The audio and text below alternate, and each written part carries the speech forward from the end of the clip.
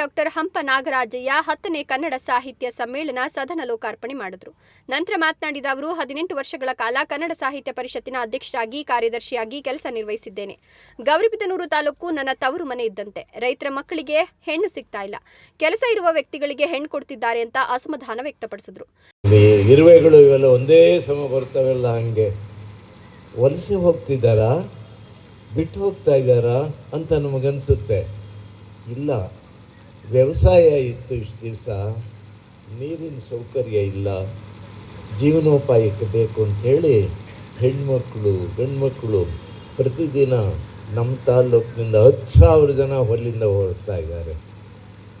ಪರ್ಯಾಯವಾಗಿ ಇವತ್ತೇನಾಗಿದೆ, ರೈತರ ಮಕ್ಕಳು, ಪ್ರಾಯಕ್ಕೆ ಬಂದ ಮಕ್ಕಳು, ಗಂಡ್ಮಕ್ಕಳು ಹೆಣ್ಣು ಕೊಡ್ತಾ ಇಲ್ಲ ಅವರಿಗೆ. ನಗರದಲ್ಲಿ ಹೆಣ್ಣು, ನಾನು ಸುಮ್ಮನೆ ಉತ್ಪ್ರೇಕ್ಷೆ ಮಾಡ್ತಾ ಈ ಸಭೆಗೆ ರಂಜನೆಗೆ ಹೇಳ್ತಾ ಇಲ್ಲ, ನಾನು ಬಲ್ಲೆ ಎಷ್ಟೋ ಮನೆಯಲ್ಲಿ ಗಂಡು ಮಕ್ಕಳಿಗೆ ಹಳ್ಳಿಯಲ್ಲಿದ್ದಾನಾ, ವ್ಯವಸಾಯದ ಮನೇನ, ಇಲ್ಲ ನಾವು ಕೊಡೋಕ್ಕಾಗಲ್ಲ, ಕೆಲಸಕ್ಕೆ ಹೋಗಬೇಕು, ಈ ಥರ ಇರಲಿ.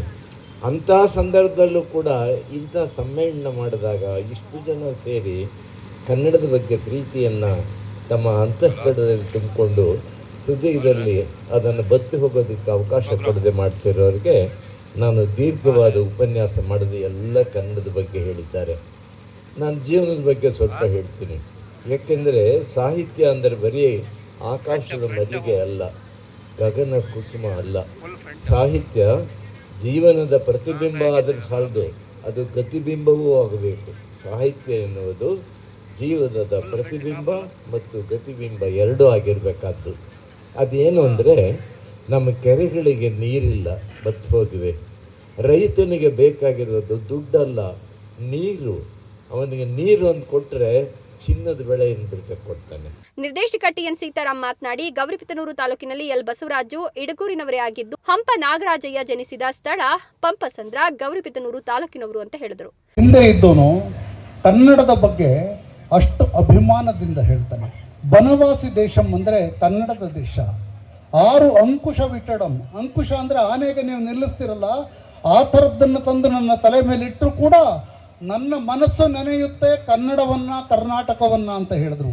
ಅಷ್ಟು ವರ್ಷದ ಮುಂಚೆ ಹಾಗಾಗಿದ್ದನ್ನು ಆಗಾಗ ನಾವು ರಿನ್ಯೂ ಮಾಡ್ಕೊಳ್ತಾ ಇರಬೇಕಾಗುತ್ತೆ ಕನ್ನಡದ ಭಕ್ತಿಯನ್ನು.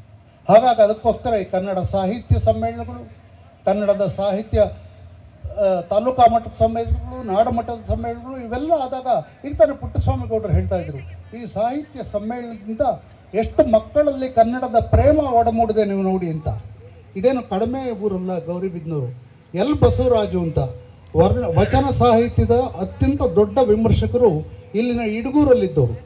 ಇಡಗೂರು ನಿಮಗೆಲ್ಲ ಗೊತ್ತಿರ್ಬೋದು, ಇಡಗೂರಿನಿಂದ 8 ಕಿಲೋಮೀಟರ್ ದೂರದಲ್ಲಿದೆ. ಆ ಇಡಗೂರಿನವರು ಎಲ್ ಬಸವರಾಜು.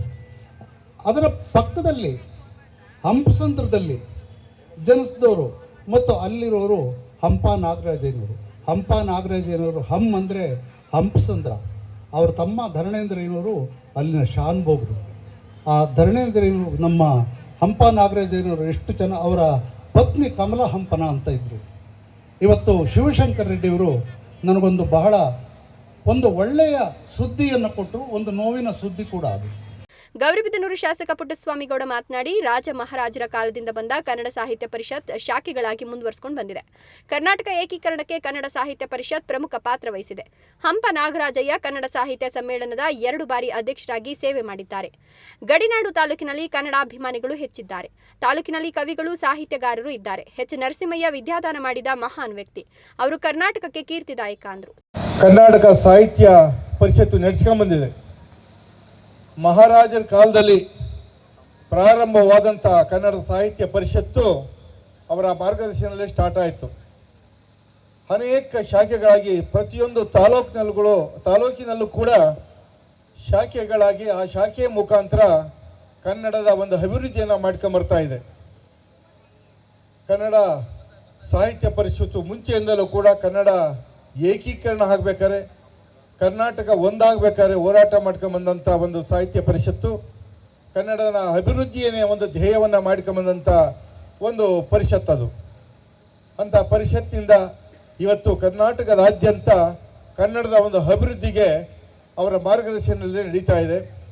ಅಂಥ ಒಂದು ಸಾಹಿತ್ಯ ಪರಿಷತ್ತಿನ ಅಧ್ಯಕ್ಷರಾಗಿ ನಮ್ಮ ಗೌರಿಬಿದನೂರಿನಲ್ಲೂ ಕೂಡ ಹುಟ್ಟಿದಂಥ ಮಹಾನುಭಾವರು ಅನೇಕರು ಕನ್ನಡ ಸಾಹಿತ್ಯ ಪರಿಷತ್ತಿನ ಅಧ್ಯಕ್ಷರಾಗಿದ್ದಾರೆ. ಬಸವರಾರಾಧ್ಯ ಇರ್ಬೋದು, ಹಾಗೆ ಎಲ್ ಬಸವರಾಜ್ ಇರ್ಬೋದು, ಹಾಗೆಯೇ ಈಗ ತಾನೇ ನಮ್ಮ ಸಮ್ಮೇಳನದಲ್ಲಿ ವಾಮನ ಮೂರ್ತಿಯಂತೆ ಬಂದು ಈ ಒಂದು ಸಮ್ಮೇಳನದಲ್ಲಿ ಈ ಒಂದು ಸಮಾರಂಭಕ್ಕೆ ಕಳೆ ಕೊಟ್ಟಿರ್ತಕ್ಕಂಥ ಹಂಪ ನಾಗರಾಜನವರು ಕೂಡ 2 ಸಾರಿ ಕನ್ನಡ ಸಾಹಿತ್ಯ ಪರಿಷತ್ತಿನ ಅಧ್ಯಕ್ಷರಾಗಿದ್ದರು. ಅದೇ ರೀತಿ ಕನ್ನಡ ಸಾಹಿತ್ಯ ಸಮ್ಮೇಳನದ ಅಧ್ಯಕ್ಷರು ಕೂಡ ಆಗಿದ್ದರು. ಅಷ್ಟೇ ಅಲ್ಲ, ಈ ಊರಿನ ಸೊಸೆಯಾದಂಥ ಅವರ ಶ್ರೀಮತಿಯವರು ಕಮಲಾ ಹಂಪನವರು ಕೂಡ ಸಾಹಿತ್ಯ ಸಮ್ಮೇಳನದ ಅಧ್ಯಕ್ಷರಾಗಿದ್ದರು. ಈ ಒಂದು ತಾಲೂಕು ಮಟ್ಟದಲ್ಲಿ ಕನ್ನಡ ಸಾಹಿತ್ಯ ಸಮ್ಮೇಳನದಲ್ಲಿ ಸಂಸದ ಡಾಕ್ಟರ್ ಕೆ ಸುಧಾಕರ್, HN ಪ್ರಾಧಿಕಾರದ ಅಧ್ಯಕ್ಷ NH ಶಿವಶಂಕರ ರೆಡ್ಡಿ, ಕನ್ನಡ ಸಾಹಿತ್ಯ ಪರಿಷತ್ತಿನ ಜಿಲ್ಲಾಧ್ಯಕ್ಷ ಕೋಡಿ ರಂಗಪ್ಪ ಹಾಜರಿದ್ದರು. ಮಂಜುನಾಥ್, ಗೌರಿಬಿದನೂರು, ರಾಯಲ್ಸ್ ಕನ್ನಡ.